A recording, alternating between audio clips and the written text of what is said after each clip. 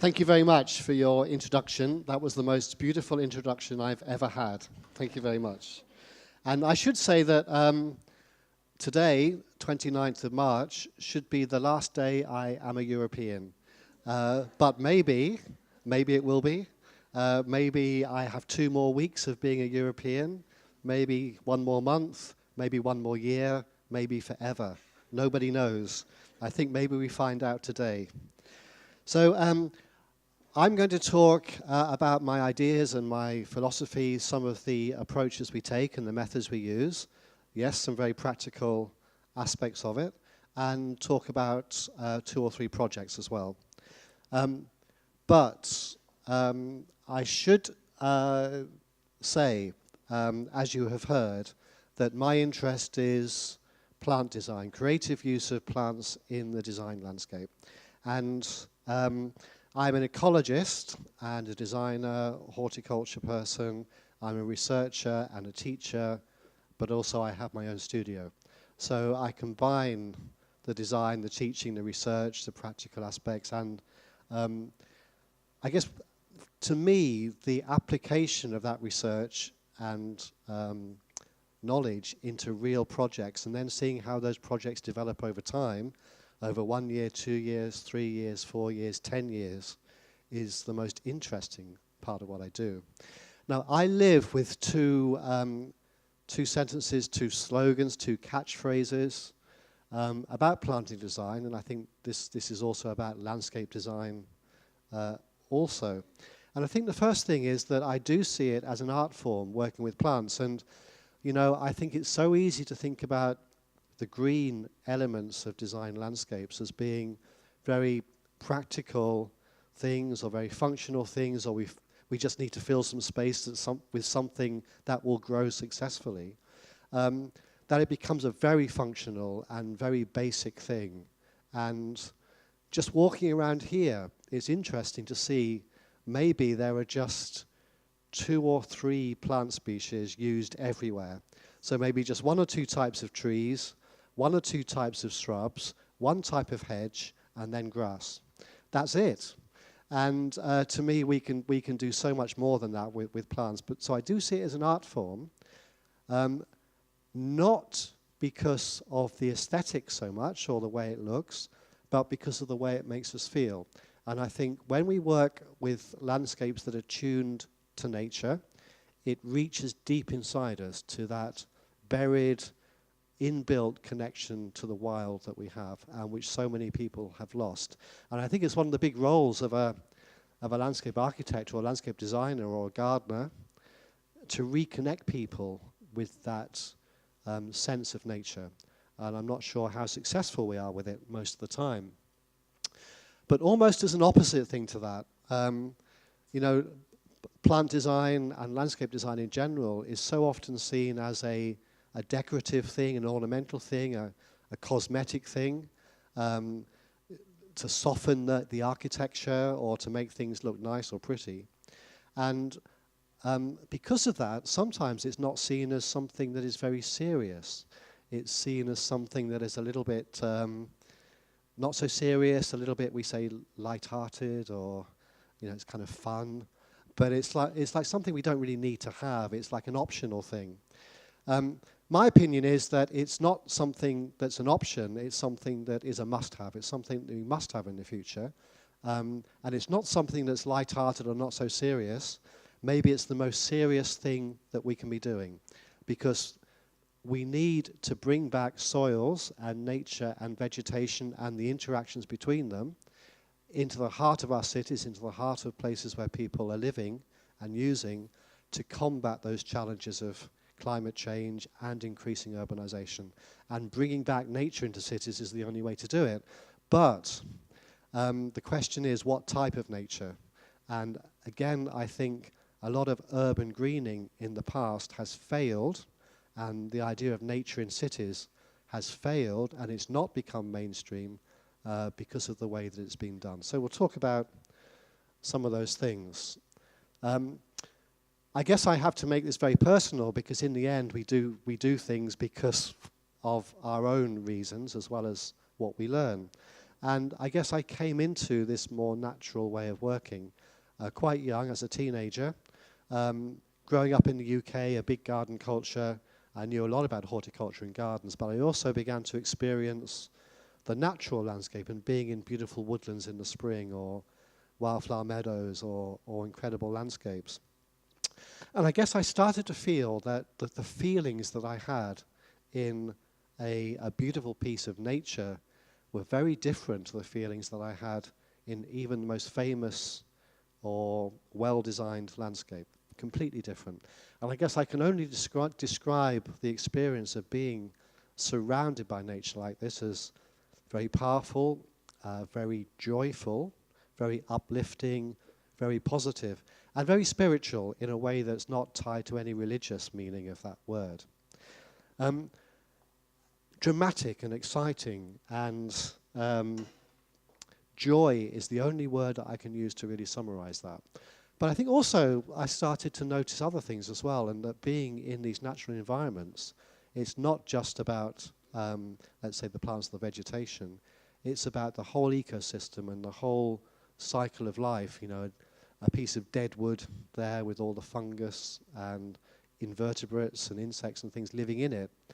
And I really never saw in a design landscape this whole ecosystem, this whole interconnected system of living things. And again, that became a very big difference to me. And I guess another thing which really became very strong for me was the intimate mixing of plants together in combinations at a very, very small scale. And I never saw this beauty at this such small scale, and delight and fascination in design landscapes. It seemed to be something which was completely outside that design landscape experience. So there's the small scale thing, but also the large scale drama of being in a natural landscape, surrounded by it.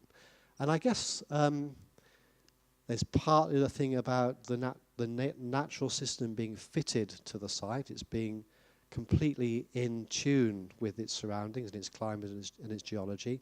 Again, something which I rarely saw in design landscapes. But I think the other thing is what I would call the immersive experience of being in a natural landscape. And when you think about it, or I think about it, a lot of my experience of designed landscapes is a passive one. It's not an active one. And when I say the experience is passive, it means that in terms of planting, you maybe have your landscape, you have lawns or hard surface areas, and maybe an area of planting, and you stand back and you look at it, and you're an observer. You're kind of outside of that. Whereas surrounded in a woodland or in a meadow or whatever, you're an actor. It's an active experience, because it's not just what you see, it's what you smell, it's what you feel, it's what you can hear. It's an immersive, total experience. And so again, that was something that I really rarely found in that natural landscape. Now, I've just returned from 2 weeks in the United States, and I was lucky enough, and it is lucky, to travel around the Southern California desert. And this year they've had a super bloom, which means they've had a wet winter, lots of rains, which has encouraged a lot of wildflowers, annual wildflowers, to germinate and produce these incredible displays. And some years it doesn't happen, some years a little bit happens. This year they've had perfect conditions, and complete landscapes have changed color. Not complete landscapes, complete mountain ranges. Maybe this, you can see the electricity pylon there. Changing colors with these Californian poppies, and the most incredible experience, and a large scale, the patterns and the combinations of the colors has been incredible for as far as you can see. And I guess that's another thing which I think is a different thing about the natural experience, that it works at all these different scales, that you can look at a square meter and you have lots of detail and fascination, but then you can bring it out to the large scale, and you've got the drama and the sheer stunning feeling of this immersive experience. But I guess you can see these people here, and it's brought hundreds of thousands of people here every day almost to this particular site. It's made the media all around the world. They had to close it. There were just so many people coming, they had to close off access to these areas. And when people are here, you just cannot help but feel their wonder at this natural experience. And there's almost an automatic desire for people to get in amongst it and to experience it and to have their photographs taken with it, and you know, sort of like this. And this has been hugely criticized. There's been a lot of negativity about this, about the damage it's causing, and all these people coming here. Now, I do understand that, but I see this as an incredible phenomenon and an incredibly positive thing. And of course, it's all driven by social media, by Instagram. Does that matter? To me, this is something we should not be negative about. It's something we should be really excited about, and it's something we need to tap into, because this could be the future of how we develop new generations' contact and interest in natural landscapes. And I'll, I guess, talk a little bit more about that in the future as we go through. But in my work, and the reason I went there, or the reason I was so interested in it, is that I guess I've been trying to create the super bloom experience for people in everyday landscapes, in everyday life, as part of the everyday. And whether it's in gardens or landscapes or in cities, this is a landscape I've been doing a lot of work with, Trentham Gardens, a capability brown landscape in the north-west of the UK, and this is a seeded flower field with a lot of those similar species, a lot of Californian annuals that I saw on the hillsides. In fact, the orange mountains were made orange by this plant, which is the Californian Poppy. And these, what I call pictorial meadows, or meadows which were designed for their visual effect, I guess the intention was to create wonderful pollinator resources and low input, low maintenance landscapes. But ultimately, the way I've seen them used is that they create that same uplifting, joyful, almost spiritual experience that I myself felt as a young person. Now, when I work in this way, and it doesn't have to be with colours or flowers, it's about increasing the visual drama of a naturalistic or natural landscape. Now, it can be done with colour, it can be done with forms and textures, and it can be done with scale, and it can be done with rhythm and repetition. But I think that the point that I'd make here is that it's a sort of enhanced nature. And it's, to me, it's not really been enough just to try and bring nature into cities, or to let things go wild, or to try and recreate native plant communities that might have been here 300 years ago before the city was built. That's great, and we can do all that, but I think in certain places we need to push it further, because that contact with nature, or that inbuilt link with nature that I talked about at the start, is buried so deep in people that sometimes we need to push hard to unlock it and to open those feelings out, which I think get buried deep inside everybody. So it's a sort of enhanced nature, hotspots that I work with, that maybe open the doors to working in a more natural way elsewhere. And a lot of these development of pictorial meadows happened in very urban areas, in Sheffield, on demolition sites or cleared sites, or vacant land where there was no positive use. And this is, for example, it's a former housing area of towers which have been demolished. There's new housing going to be built on that in 2 or 3 years. But before that happens, these meadows are created as a positive use of the site. And I think it's really important that we try and recreate this experience in places that you would not really think are suitable. So I think a lot of natural experiences are made or created in the nature park or the wild part of a park or the sort of nature garden. But why can't we do it in a high-profile city centre park? Why can't we do it why can't we do it at the entrance to a park, not at the furthest place away? Why can't we do it on the rooftops and in all the difficult places? And still create that really immersive experience. So I'll talk about this project here in central London a little bit later, but this is an attempt to create that same sort of feel, and it has that enhanced nature effect because it's sort of pushing the levers a bit further. I do think, and this is where you might disagree, I do think that working in this method of more naturalistic design in a way that's tuned to nature does have the potential to be the strongest form of working with landscape design in terms of really reaching the emotional core of people. That's just my opinion. But I do think there's a strong social aspect to this. So when I started working this way, it was for very strong environmental reasons. Very positive water management, microclimate, saving water, and all sorts of things. But when I started to see these things happening in very public places and the way that people interacted with them, I started to realize there's a very strong health and well-being element to this. And actually, I think making the health and well-being arguments for large areas of incredibly designed landscapes is going to be a stronger thing in the future than trying to make some of the environmental arguments. It did strike me, this is in a housing area in Sheffield, a very economically difficult part of Sheffield, where one of these meadows was made, converting just big areas of lawns which were not used for anything into these meadows with a path going through. When I first started doing this, I thought this was all going to be destroyed. This would all just be damaged and flattened. And I was really surprised just how clean these edges remain.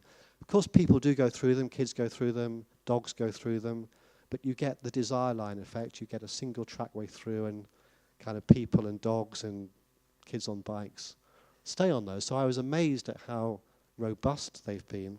But also what really amazed me, I think, was how people, because I spent a lot of time hanging around in places like this, just watching how people use them.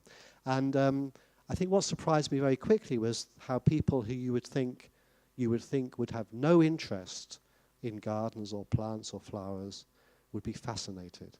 And you know, when I would see people just pointing or picking or looking at the flowers. And again, it's this thing about unlocking something, I think, which is buried deep inside people. I don't hang around in places like this anymore, taking photographs, because I had a bit of a negative experience doing it once.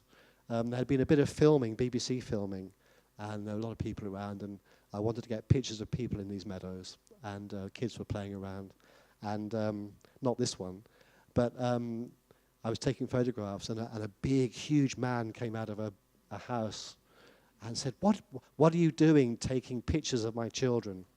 And I said, "Oh, I'm taking photos of these meadows. You know, I helped to make them." And he said, he changed completely and said, for the first time, he'd met somebody who was involved with them because they just appeared. And so we got talking. And then his wife or his partner came out. And they said that it was like making a garden for them. They didn't have a garden space themselves, and it was like having a garden. And they said that they'd had to go to the library to get a book about butterflies because their children had become so interested in all the different butterflies they were seeing. And again, I've got so many stories that I could tell about the effect of doing this in dense urban areas. I've made 5 demonstration gardens for the Chelsea Flower Show in London, temporary short-term gardens. And this is the first one I did 10 years ago. But I guess it brings together a lot of the applications that I've worked with over the last 10 or 15 years. And a lot of them are really to do with water and vegetating built surfaces or the surroundings of buildings, really trying to link landscape and architecture together as a complete system using the way that water might move and walk through. Thinking about damaged urban sites as being very positive places to work with, and creating opportunities for habitat and invertebrates and this wider ecosystem, as well as just the plants. I show that because I've just shown a little bit of it, which is this area here in concept, which are the sort of habitat towers or structures. And although you see a lot of these sort of bug hotels or invertebrate hotels around now, these are the first time they'd really been shown at the Chelsea Flower Show Garden. And I think this is another point I'd like to emphasize as we go through. What I do, I would like to call as an artful ecology. And I think, again, part of the failings in the past is that ecological landscape design has been mostly about the ecology and not so much about the design, and it's not been focused at people. So as you'll see, a lot of what we do is ecological, but it's putting people first and people's responses first, because we want people to love it. We want people to say we want more of that. We want people to say we want it all around us. So I've been involved with green roofs and living walls, rain gardens and water-sensitive design. And this book with myself and my colleague James Hitchmo is about designing and managing urban naturalistic vegetation. And we're just writing a new edition of that coming out next year. And just this week I have just been published this book, which is an overview of my planted design principles and projects, and it's now freely available on Amazon here. I guess the way that I would describe what I do is creating designed plant communities. So looking at examples of how plant communities and plants work in nature, taking those principles but making new design plant communities, not trying to copy natural plant communities or natural ecosystems, maybe bringing plants from all over the world, maybe just using native plants. There's no, I'm not native plant only or no native plants. I don't see those boundaries. I see everything as a continuum, and everything is certain things are appropriate in some ways, some places, and certain things are appropriate in other places. I guess what I would say is that doing this, and then you have to think about the growing media, the soils, and so on. It's about making new vegetation layers, if you want to put it in engineering terms, that can go into engineered systems, whether it be on roof gardens or podiums, or in streets, or in parking lots, or on sidewalks. A lot of this has been designed for places that are not traditional parks and gardens, because we have to bring as much green and soils and nature, like I said, into built development, into high-density built development, and you might not have much space on the ground in terms of gardens and parks to do that. So we have to look for all sorts of other opportunities. The method that I use is mixed planting and random planting. So I want to be a little bit technical about some of this. We don't work with planting plans where you might fix the locations of groups of plants or individual species. It's about specifications. It's about a set of instructions and making plant lists and compositions, but without fixing where every single plant will go. Apart from maybe structural plants or woody plants, but the ground layer in particular will be mixed. And the reason for that is very clear. So when you work with monocultures or single blocks of individual species, that's very bad ecologically, of course, which is why the ecological richness of the surroundings here, with just those 4 different plant species, will have very, very low ecological value. And I guess a lot of Copenhagen will actually have really low ecological value because of this kind of planting.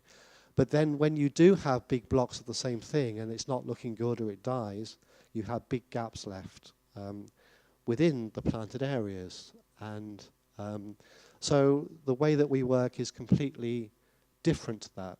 And this is an example of the first project I did, which is about 15 years ago, where I used this technique for the first time. And it's a roof garden which is accessible to all the people in this building with the ceiling roof there, but this was the project. And about 10 to 20 centimeters of growing medium and no irrigation. There was irrigation for establishing the plants, but there's no irrigation now used for the scheme. And that's the actual project, and you can see these sweeps or bands of different colors, and these are different plant mixes across the roof. In fact, that was just a sketch plan, and that was really as far as the detail of exactly where plants might go, with a few located, but really everything else is just the mixes. And instead, and I won't go into this in great detail, we're designing by spreadsheet, where we have a list of plants which would actually go right down into the floor. And there are 3 different mixes, mix A, mix B, and mix C. And this is the percentage or the proportion of each species. And some species, Armeria maritima, occurs in all 3 mixes, and maybe some species only occur in one of the mixes. So there are crossover species, and there are species which occur in just 1 or 2 mixes. And if we know the area covered by each mix, and we know how many plants per square meter, this is very high, we can work out the number of plants. A lot of people say, oh, there's no design to this. There is. There's as much design as if you were doing a planting plan, because you need to work out those plant combinations, the proportions, the layers, the change over time. It's just you're not fixing everything in one particular place. And this is me with the landscape contractor explaining to him that you are going to be doing the design work on this project. Because there's no planting plan, the contractors do the planting, and it's random. So the way I like to work is that I work in groups, so groups of maybe 5, but then a group of 5 plants will then be randomly placed throughout the whole area, and then another group and so on. So I've just told this guy, and these 2 contractors, that that's another landscape architect working with me, but this is the contractor, that all of this space you are going to fill that up, and there's no plan, just do it randomly, however you want. And you can see he's not very happy with that. He's very completely confused. But he did it. And when I spoke to him afterwards, he said I think he'd been working as a landscape contractor for 30 years. He said it was the most enjoyable and satisfying job he'd ever done, because for the first time in his whole life as a contractor, he felt that he had some involvement in the project, because normally he just does a simple car park planting and it's just very, very basic. But when you do this random planting, it's self-generating. The actual outcome is generated by the randomness of the planting. So this is the same area a year later. And you can maybe see that there's these repeated groups of, let's say, these alliums. And that's part of the aesthetics of this mixed planting approach, that it's about repetition and rhythm across the site, and that's part of the thing, or with these grasses throughout. And so I'm a little bit cruel, because I have students that I can tell students what they have to do, and sometimes with these projects I do get some of my students to go in afterwards and to map out all the locations of all the plants and see what it would look like if this was a planting plan. And so this, I had a student do this a year after these photos, and just to locate where every plant was. And can maybe still see the groupings, that there are these repeated groups, but things have moved around and some things have died out. But you know, it would be impossible to take that as a planting plan and to try and plant that. It's just too complicated. But you know, some of the more naturalistic planting plans, the perennial planting plans, do kind of look like that. And I think that's one of the reasons that it hasn't become mainstream, is that it's so complicated for a normal landscape contractor to try and plant some of these complex schemes. We do work with seed mixes as well as with planting, and using seed mixes does allow these very spontaneous effects to happen over large areas. And and it can be done very cheaply, it is important that the site's very clean, no weeds on the site beforehand. But it does give unpredictable results. You can't say for definite what's going to happen. And because with perennials, if you're seeding perennials, they maybe take 2 or 3 years to really get big enough to flower properly. It can be very unattractive in year 1. It can look the same as a lot of weeds coming up over a site. So I don't really use the seeding in very visible locations. But myself and my colleague James Hitchmer, we were very lucky to be appointed as the planting design consultants and horticultural consultants for the Olympic Games in London in 2012 for the Olympic Park, which is certainly the UK's biggest new urban park. And we were invited to be involved in 2008, so we did the planting design work between 2008 2010, and then we were able to be on site 2010 to 2012, doing lots of experimental work and trials to just test how things would work.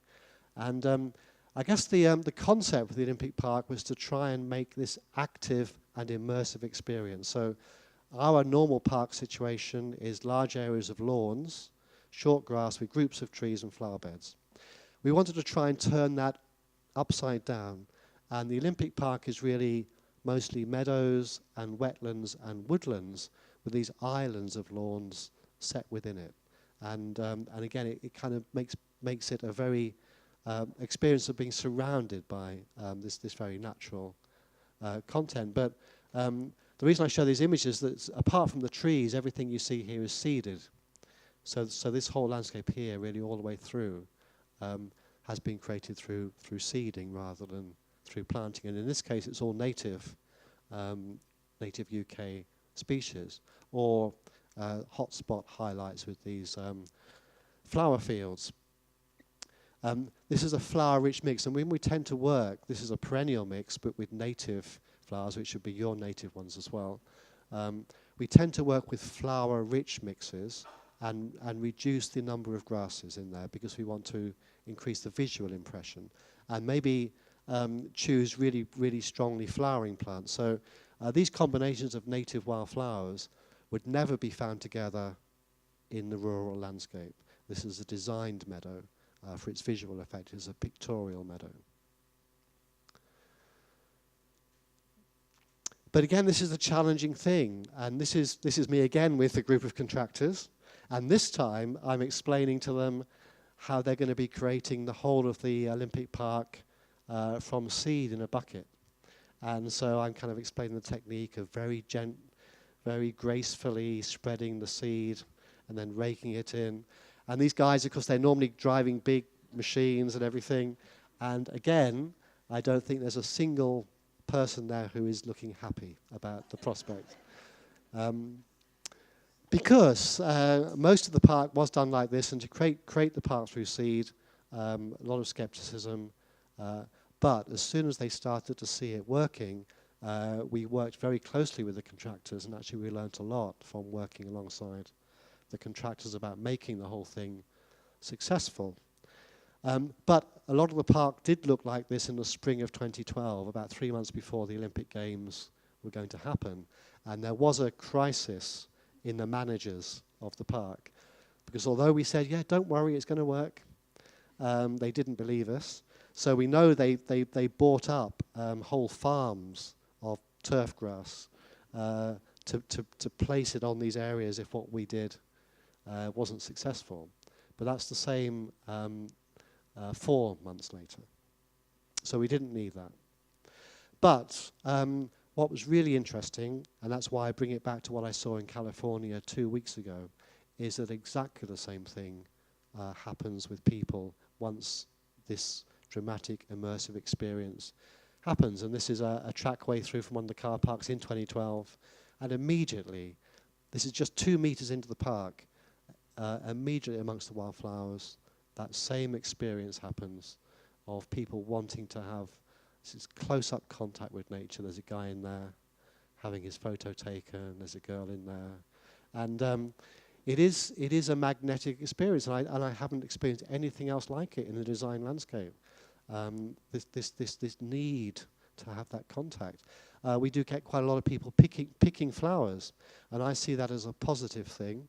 It's positive damage or positive vandalism. But it's magnetic, and as I said, it doesn't need to be about flowers and colour. It can be done in all sorts of different ways. And so I use seed mixes to do dramatic things, and over large areas. There's a perennial mix, but a colour-themed mix. And just as a little aside for the Olympic Park, this is in 2010 during construction. It's totally artificial landscape constructed on a contaminated site with artificial landforms which are being built there. But it's a very integrated design with water management at the heart of it. In fact, this is one of the main pathways going down to the riverside, and alongside it, these are bioswales with check dams to slow the flow, and the water then goes into this retention pond, and then overspills into treatment reed beds, and then into the river. And so these series of overlays here with the drainage and the bioswales, and this with the water management and the circulation.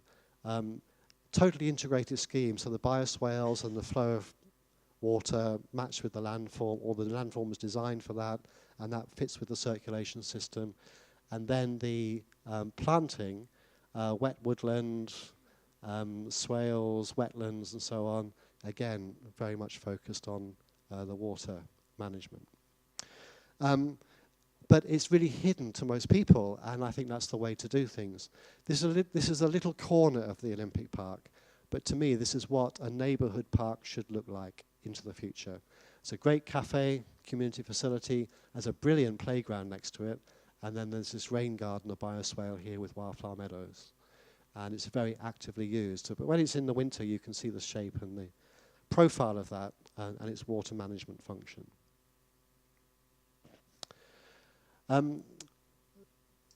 The way I work a lot now is to mix planting and seeding, so there's some framework and certainty, and then the seeding brings in low cost. Actually, I've taken out the examples of that, but that's how I do a lot of this work. Sorry, to plant a low-density framework of perennials or woody plants, which gives definite structure and year-one interest, but then seeding around that to give the spontaneous effect. One of the techniques that we do to actually achieve a clean, weed-free, low-maintenance surface is to use surface mulches or surface layers on top of the existing soils. They can be damaged urban soils or poor quality urban soils, or they could be high quality. But if there's any weed seeds or vegetation or root fragments in the soils, and you try and do this naturalistic planting, and then the weeds come up amongst it, then it's a failure. It's just impossible to get them out. So having a clean, weed-free start is the most important thing. It is an additional cost up front, but then it reduces maintenance costs later on. And engineered substrates, green roof substrates, I often use those as a layer on the ground because they are weed-free, free draining, and low fertility. And this low fertility thing we'll come back to is another important thing. So it does give early on quite a stark surface, but then that fills in. So an example of that is this project in Sheffield, which is now 3 years old, phase 1. It's the UK's longest new urban green street, and it's the UK's largest water-sensitive design scheme. And it runs along this highway here, which is alongside the main river running through Sheffield, the River Don. And 10 years ago, we had huge flooding in Sheffield in the summer, a bit like you had in Copenhagen in 2012. We had the same thing in 2007 after 3 days of continuous rainfall. And the river raised itself up by about 5 meters and spread out and caused huge amounts of damage. And so a lot of engineering works has been done to stop that happening again, and this is part of it. But this was formerly the ring road, or the belt, the ringway around the city centre, full of traffic. But 6 or 7 years ago, this road was built as an outer ring road and took the traffic away from this road, and this made an empty road, which gave a lot of space for other work. The key thing that we have to work with is that we unfortunately have a low skills maintenance set up now in the UK. So we have to work for low skill maintenance, or let's say we have to work for simple maintenance, not high intensity garden maintenance. We have big pressures to establish all of our plantings in year one, and then to minimize maintenance year on year on year.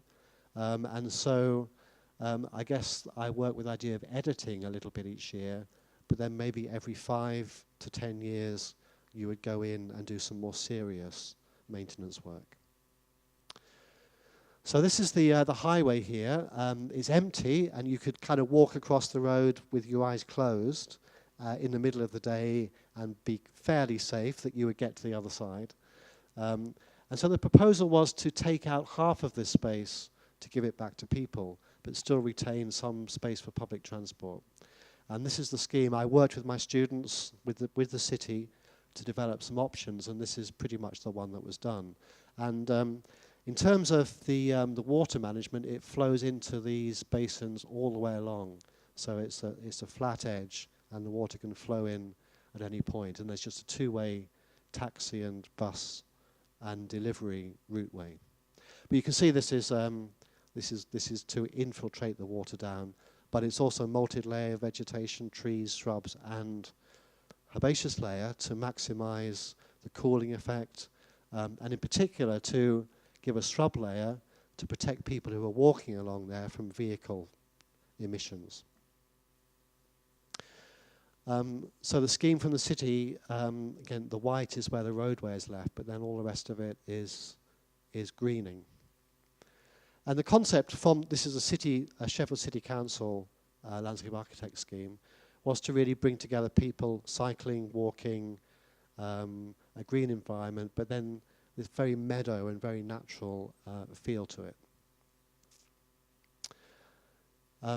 This is, we don't need to know the plant lists, but the yellow planted areas, they do not get the surface water runoff, so they're dry most of the time. And the blue ones here, they get the surface water runoff, so these are the bioswales. So there's a different vegetation character in both of them. And we've just finished the second phase, which is going to be planted up in the autumn of this year. And coming back to that roof garden example I showed, you can see these different colored blocks and flows. These are not individual species, these are mixes. So these are drifts and flows of mixes. And the idea really is that there's let's say look at this blue one, that the whole thing is linked together by the same plant mixes that lead your eye all the way along the street, but it's a very dynamic system. So this is the, in 2016, so 3 years ago in the winter, the road being transformed, and these basins here with a lining on the edges, but not lined at the base, so it's to encourage the water to go down. And here then filled up with substrate, but like I said, the reason I'm showing this is this mulch over the top, about 10 centimeters, which then the plants are planted into that. We don't need to worry too much about that, but just the growing medium, an engineered growing medium, 70% mineral or 70% aggregate, 20% green waste compost, and 10% natural soil components. And this is kind of important because 10% of sandy silt loam, that allows some of the soil functions to happen, the nutrient exchanges to happen. The compost, the organic material, has some water retention capacity, but then this is what lets the water down and allows us to grow our very dry tolerant plants. So there it is, ready for planting, and after planting, this fencing, this palisade, is just to stop dogs and animals and kids running through it onto the road on establishment. And this random planting method, it's very mixed planting.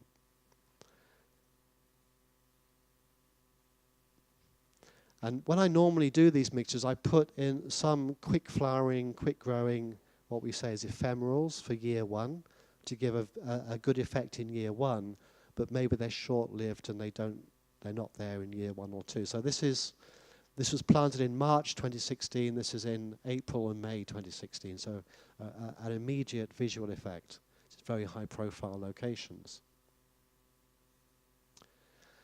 Maybe you can see here, this is the tall grass, Calamagrostis calforster, big upright element like a hedge running through. And it just gives a bit of sense of structure and order into what otherwise is very loose and natural plantings.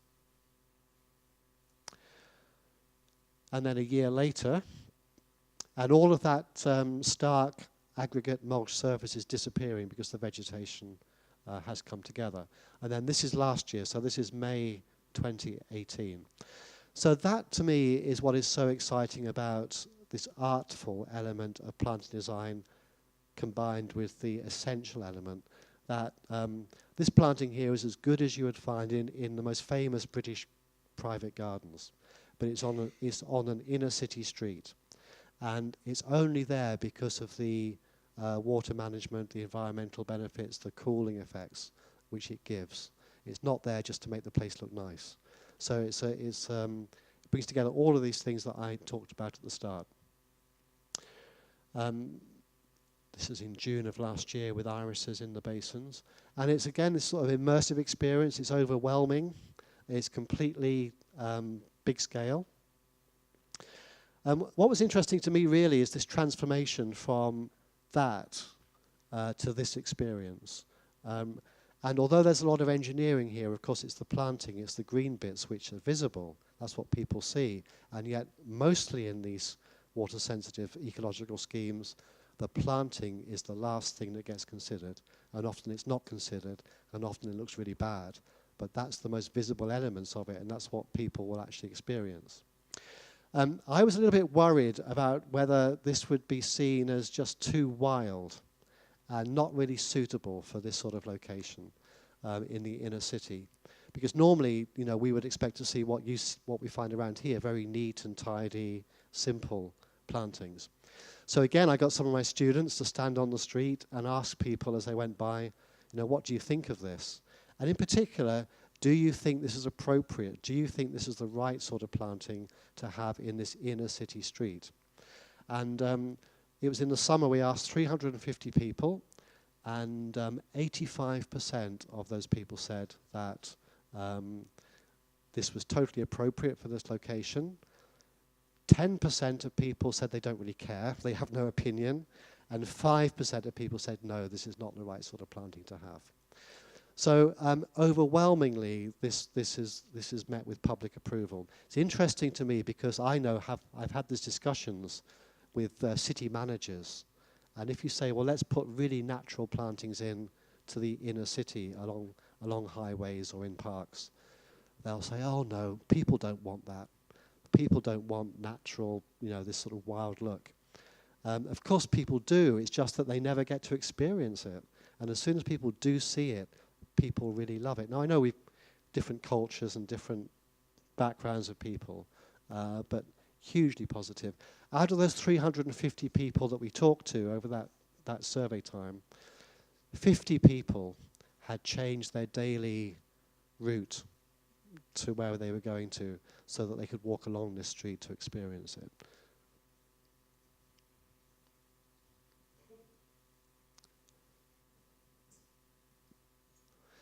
So I'm just going to zoom through this, just a few principles, then I want to finish off with a project that applies all of these. And a lot of what I do and what I'm based upon is what you might say is sort of reading nature or looking at natural landscapes and natural plant communities and taking lessons from them. And I'm just going to take 3 principles quickly, and in my book I've got 10. I'm going to look at 3 and just look at a few simple examples. In fact, I'm just going to look at one. I'm going to look at a meadow as an example. And my first principle is, and I could spend the whole afternoon showing you examples of this, is what I call my power of 3 rule, or P3 rule, that the most impressive and dramatic natural landscapes or flowering landscapes are usually quite simple in the way they look, in that there's probably 1, 2 or 3 plant species in flower at any one time across the whole of that landscape. Now, if you went back there, 3 weeks earlier, there might be 2 or 3 different plant species flowering. You go back a month later, there might be different plant species. But at any one time, the visual effect is quite simple. But that change over time is driven by dynamic processes within that landscape, and that you will have that change over time by different layers pushing up through a sort of succession of visibly dramatic species over time as new layers rise up through. Maybe a perennial example of that is a prairie system. I took this photo of a natural prairie in May near Chicago with this prairie phlox here. But all this foliage is of asters and echinaceas and things which will come up through, and all that green is just the layers which will push up through, and all those lower layers of the spring will just be underneath there, and you won't really see them as the new layers push through. It's a sort of very dynamic process, and this is the one I work with all the time to give very long seasons of visual interest with minimal inputs. And then the third one from this meadow here is the way I arrange plants or set them out. And it's my center of gravity principle, or cog principle. And you know, when you look at a meadow or natural landscape like this, you know, you might think that everything is random or there's no pattern to it. But of course, as you know, there are definite patterns of plant distributions and arrangements. And one of the most common patterns that I work with is an aggregation or a clump with outliers. So a center of gravity and then with outliers. And that's a visible way that I try and see it. I don't know if this makes it any clearer. You know, you sort of have denser groupings and then scattered individuals, and you can sort of maybe see a repeated pattern of denser clusters and then more scattered individuals. I've just done it with this field of irises here, and I put a circle over the top of every flower there and take that away. And this sort of pattern of a denser cluster and then scattered outliers is that center of gravity principle. And it happens at all scales. It can happen in savannas or forests or whatever. You can kind of see in this, again, I took this 2 weeks ago on a California hillside, groupings and scatterings and that same sort of pattern. Or these yuccas here in the desert. I took this image from an ecology textbook which demonstrates the same thing. These could be lichens on a rock, a single stone, or they could be trees in a forest. It doesn't really matter what the scale is. But this kind of center of gravity idea with sort of pulling things into a center. I'll show you how I apply that. And my final principle really is, and I can't emphasize this enough, and you'll be familiar with this. This is one of the most famous British gardens, Great Dixter. It's a nice image here because I think just in a short space of time, in just 5 meters, we go from traditional horticultural aesthetics and maintenance, high input, to an ecological aesthetic and maintenance. And the two things are completely opposite each other. Here we're looking to put as much water and fertilizers and goodness and productivity into the soil as possible so the plants grow as big and as good as they possibly can. Here, we're trying to make the conditions as difficult for plants as possible. So we're not adding water, we're not adding any fertilizers, it's very low fertility. And this is often the most difficult thing for people to make the switch from working traditionally in this sort of thinking, horticultural thinking, to that sort of thinking. So, just finish off with this example, see how that's all applied. And this is a big central London project. Again, it's going through phases, and I've just done the first phase. The first phase has been implemented. We're designing phase 2 this year. And I guess the key point is that this has been aimed to create a climate change adapted urban landscape, in particular to face the future of increasingly dry summers. So in central London last year, I guess like the same here, we had no rainfall from March through till September, not any rain, and it was high temperatures as well. And that's the sort of climate change prediction that we would have those sorts of summers more frequently. We irrigate our landscapes with treated drinking water, and that won't become available. There was a report produced in the UK this week that says under current population growth rates and current water consumption amounts, the UK is going to run out of water within the next 25 years. We will not be able to supply enough water for what we need. And we certainly will not be able to irrigate landscapes because that's not a priority when water becomes short. So this is a future-proofed or climate change adapted idea that we don't put irrigation systems into the landscape. I wanted to deliver a very long season of visual interest using these layering ideas, and to have winter visual interest as well and create this immersive experience. So the Barbican itself is a 1970s modernist, Scandinavian-influenced huge development in London on a Second World War bombed-out site. It's kind of one of the world-class examples of brutalist architecture. It's Europe's largest arts and cultural complex, but it's also a residential area with 4,000 people living there. And these three towers have been a feature of the skyline for a long time in London. But the actual development initially was very green as well. But it was a utopian vision of a perfect urban village. So you have all the arts and cultural facilities, there's shops and libraries there, there's a public transport transit stop on site, and in particular, all the roads and parking areas were all underground, so all of the space above ground is completely car-free and vehicle-free. It's totally for people. But all the landscape is podium landscape. It's all landscape above structure or roof gardens.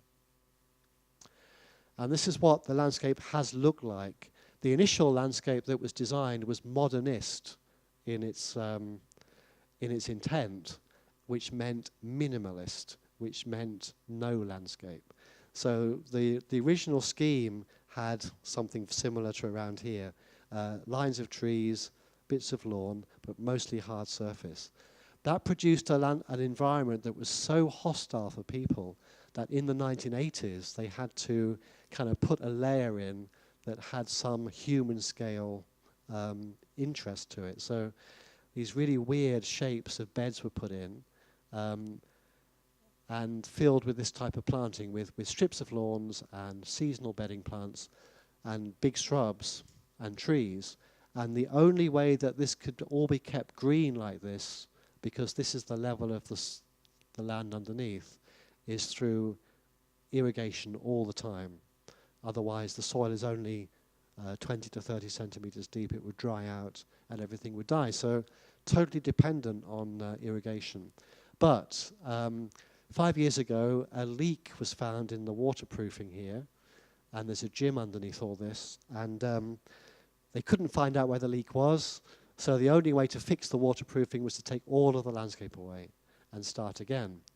And because this is such an important architectural development, the whole site is protected from any change. So although the landscape was taken away, it all had to go back again with these weird, wiggly 1980s shapes. So we couldn't change the shapes, but we could change what was in those shapes. Huge amount of public consultation had to happen. It put the whole project back by a year because of having to consult with all the residents. Because what I was proposing as a climate change adapted landscape is completely different to that. No lawns, no seasonal annuals, no big evergreen trees and shrubs. And much less maintenance. So the maintenance was typically to keep everything weed-free and clean, these monocultural blocks of unmixed plantings. Hugely intensive.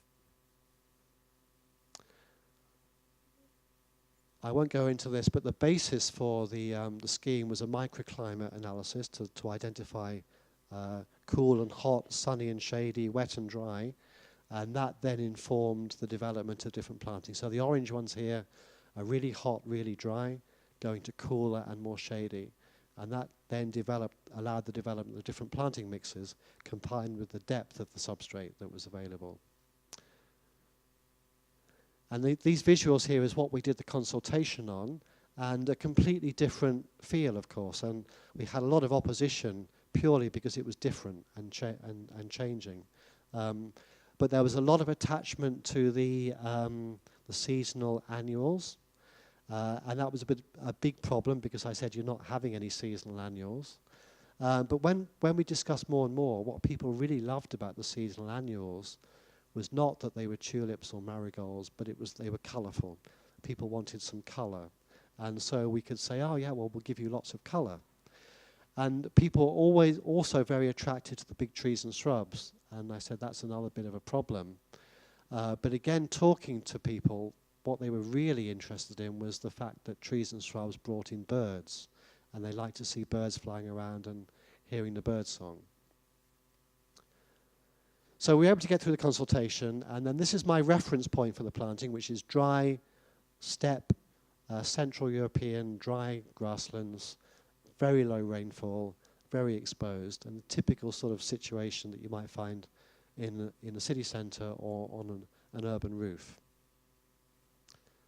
And it might then develop into that. So my P3 rule of salvias and steeper grasses, just 2 or 3 plant species flowering at one time. So we went back to the concrete deck and then started to build up again with a green roof build-up and engineered substrates. And the site was then got ready for planting. Again, I tend to work with maybe 20 species in a mix, maybe up to 30, maybe just 10. Work at a planting density of about 9 to 12 plants a square metre. I work with clump-forming species, not really vigorous, aggressive plants that will take over everything.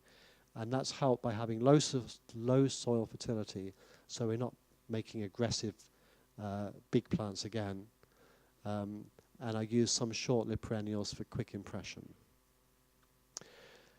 So in this area of planting, there are two plant mixes going in, one there and one there. And this is the first plant species. I set out it species by species because I can then see how the distribution works across the site. I can see how the layers will work.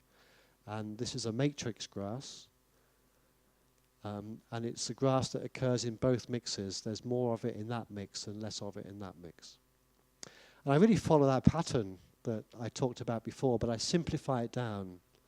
And I tend to plant in groups of 3 and then 1, 3 and then 1 across the site. It's very, very quick for contractors to do that. 3, 1, 3, 1, 3, 1, walking across the site. So you can see that there, group of 3 and 1, group of 3 and 1. And then a second species might go in that same arrangement, but they're kind of clustering around the first species. So there's an arrangement, there's an agglomeration, there's this clustering, this center of gravity approach, and then there's still lots of space around. So it's like building up the layers of paint on a painting, or the layers in a symphonic piece of music as they kind of build up. So that's the second species going in, and then gradually that would be built up until maybe most of that is just randomly planted once I've made a framework. And then that all gets planted in. And this is the bigger area, but I just show this because I used euphorbias quite a lot here as a sort of matrix structural plant, so it's the same process. So all done. I didn't get students to map this one out, it was just too big. But that's it, all just unplanted. That's the gym underneath that got the leak in it. And that's how it looks now, with that sort of clustering and then outliers of the euphorbias. So that was my visual reference point. These dry grasslands, this is how it looks. Same sort of impression. And at this time of the year, we have a lot of tulips, but just one tulip species across the whole of the site. So I could have put 20 different colors in. It's just one. It's that simplicity of appearance at any one time.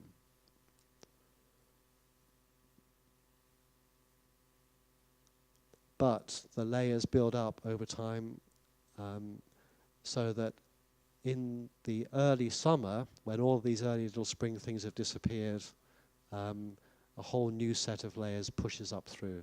So these tulips are finishing here, but then there's a whole new set of layers coming through.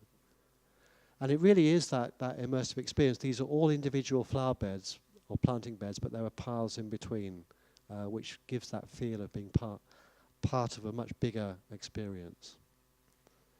This is the end of May and June. So there's this sense of pushing up through, but still keeping these combinations really simple across the whole of the site. And I guess that those sorts of images really indicate to me that restful nature.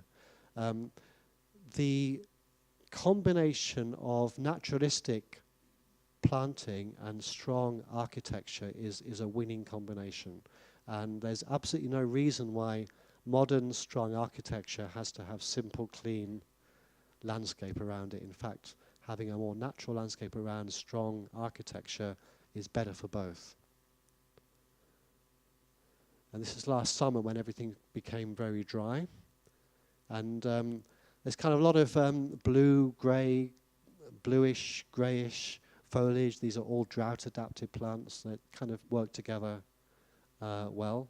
And then towards the end of the summer, things ripen off, and it's more about seed heads and textures.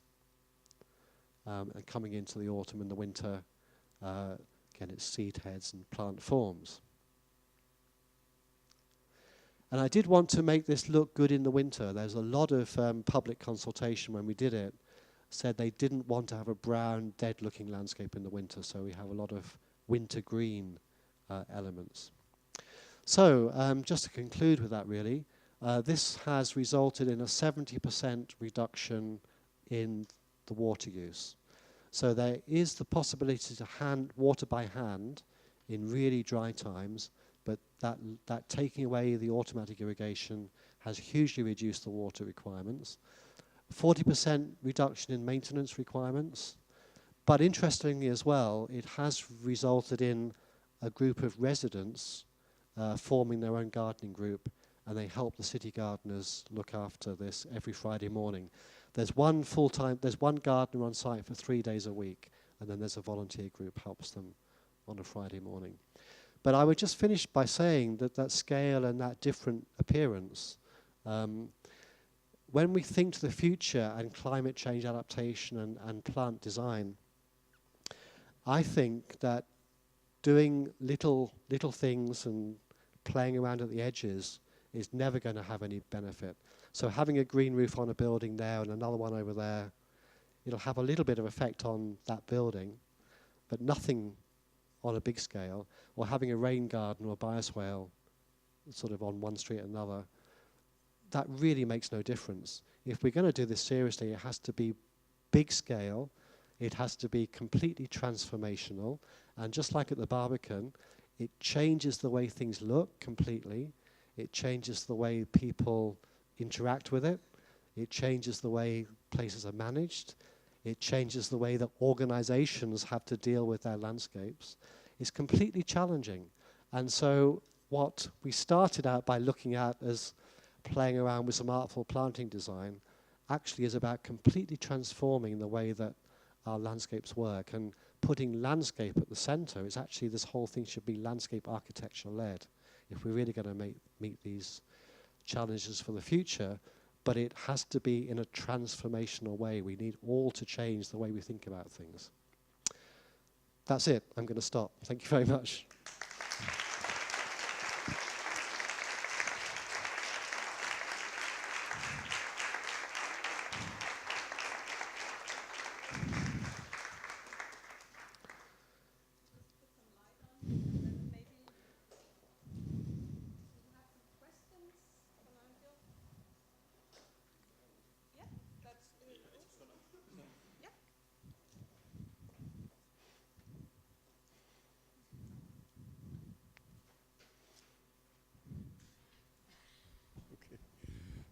I could like to know if you have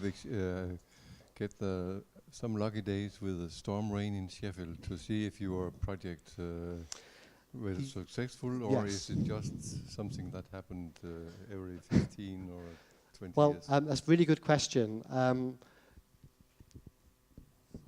Of course, we have very strong storms, and so the question was, has it worked? Has it been successful? It's been a little bit disappointing because it's worked too well. Because I was expecting, these bioswales and rain gardens, they would fill up with water, and you'd have the temporary water surface, then it would go down. But actually the water goes straight down. So it's very infiltrating, and so they've never filled up with water. So in that sense, they haven't given the visual effect, because part of what we try and do with this, as you know, is to make the whole process is visible to people. And so in that way it's invisible. But that is also a sense that it's working really well because the water is running through. But that is another important point, actually, that with these rain garden features, they probably are dry most of the time. And so for the plant design, they have to work for weeks and weeks and weeks when it's dry, but then they have to deal with all the water going into them in the storms.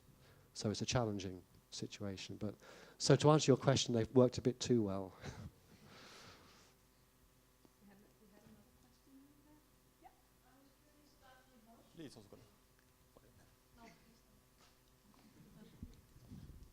I was curious about the emotional thing you're talking about and this, people's interaction with the plantings. Are you doing any research in that? I'm not, because I'm a scientist really by background, and it's something I've observed, and I suppose it's something that through self-analysis I've come to realize that's what I'm doing. It's something I've always wanted to do the research on, but I haven't. And the reason I haven't is purely just because I've been doing other things. I do focus on the emotional side of things and this connection to nature, because I think, again, I want to see this more ecological landscape become the mainstream and be used more widely. And I think to make the arguments on the science, which is what normally happens, we have to have this because it's good for everybody and it's good for the climate and everything, which is true, but it's not a strong argument to make to people, because it can be a negative thing to people. So I do stress the artfulness of it and the beauty of it, and the fact that this is such a strong emotional connection, because that really connects with people as well, and it does allow me then to do all these environmentally beneficial things. So I'm not sure what I'm trying to say, but I think it's an important argument to put forward to add to the scientific basis for working in a more sustainable way.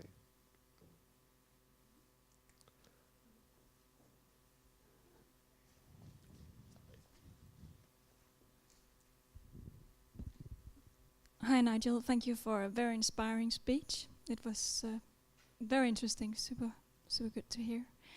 I just wonder, you talk a lot about enhancing nature and how you use drama and how you use different kinds of techniques, maybe to create a visual system or to work with different layers of flowering, and then you implement them in different kinds of systems and settings. And I just see that as very important, and I wonder if you have any experience how important this is, and maybe it's important differently in different settings, or what's your experience? Yeah, so I should emphasize that this approach is, you can't do it everywhere. It's too expensive, and if we lived in a world, well, maybe people do live in a world now, where you have this kind of sensory input coming to you all the time, you just go crazy. So these are hotspots, like I said, but I do think they then allow us to work with the maybe more simple systems, but in a more natural way. So that's the idea. It is very controversial, though, to talk about enhancing nature, because it's almost like something you shouldn't even discuss. You could say that nature is nature, and it's kind of perfect as it is. However it is, that's perfect. And so playing around with it and kind of enhancing it through color or forms or textures is not so good. And I've been criticized a lot with these colourful meadows, that they're too colourful, that they give the impression that we can make these meadows easily, therefore we can destroy them in the countryside. I do think all these arguments miss the point that what we need to do is bring this into our cities, and we need to do it in a way that people are attracted to. And again, when I do make the point that I put people first, not nature, again, that does raise a lot of arguments that we should be putting nature first, and people should just kind of live with that, which is actually the approach that's been used for the last 50 years or so. I think we need to put people first now, make things which people love to see around them, which people ask to see more of, and that's why the hotspots are there. But I've only shown a few. We've got this toolkit really of shade, wet shade, dry shade, meadows, shrub-based vegetation. I was talking earlier on. We've only kind of scratching the surface of what's possible, and I think there's a whole huge range of possibilities to take these natural models and find design versions of them for design landscapes. So I'm really positive about the future, and I do think this Instagram moments I sort of talked about before is one of the things we can tap into to try and bring more and more people into landscape and gardens, and to try and recreate those sorts of experiences, you know, as part of everyday life.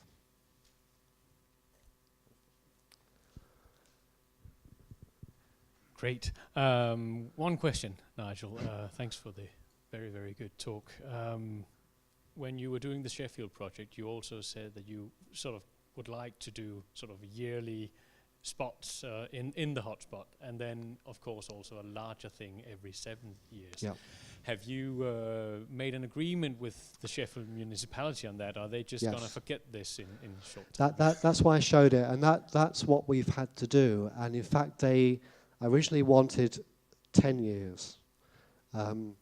They wanted to be able to install everything, to maybe have very simple maintenance, and then in 10 years, maybe you go back in and you really sort it out. And you'll get to lead that then? Yes, but I think that's asking too much. So that's why I brought it back to 5 to 7 years. I think you can do that for 5 years quite easily. In my experience, once you get to 7 years, then you start to get domination by really aggressive things, or maybe you lose the diversity you want, or you get too many weeds. So typically with us, it's about 7 years. You might need to go in with a bit more money to do it. But that is the plan, and that's the maintenance plan that's been worked out. And I should say with the Barbican and with the other schemes, I do produce a maintenance schedule, a visual one, which shows each plant as it is when it's mature, but also when it's young, so that contractors can kind of have a visual sheet to see should that be there or shouldn't that be there.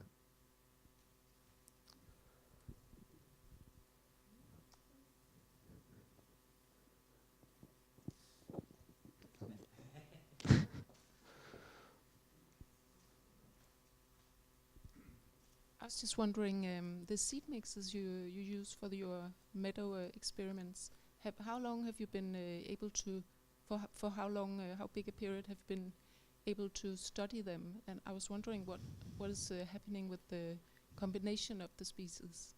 So those meadows I showed, they started out as little experimental mixtures in university experimental gardens. I had an agreement with Sheffield City Council to use them for real in different parks, and we then tried it out for real. There was a lot of media exposure.